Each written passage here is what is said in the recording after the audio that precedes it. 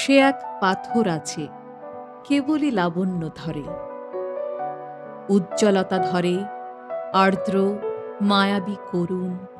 এটা কি সেই পাথরের নাম নাকি? এটা তাই? এটা কি পাথর নাকি কোনো নদী, উপগ্রহ, কোনো রাজা?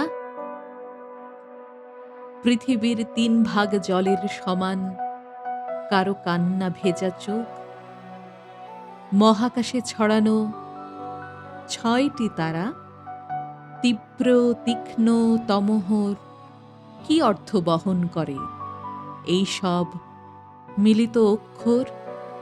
আমি বহুদিন একা একা প্রশ্ন করে দেখেছি নিজেকে।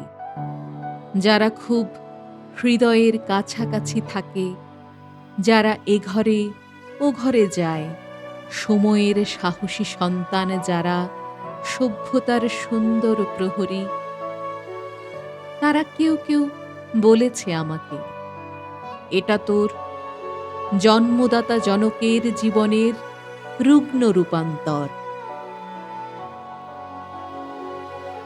একটি নামের মধ্যে নিজেরই বিস্তার ধরে রাখা।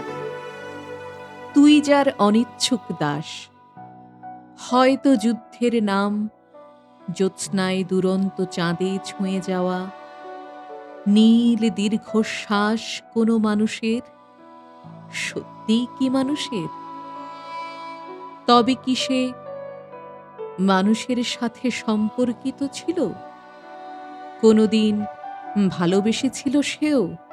যুবতীর বাম হাতে ৫টি আঙুল, ভালোবেসেছিল ফুল, মোমবাতি, শিরস্ত্রাণ, আলোর ইস্কুল,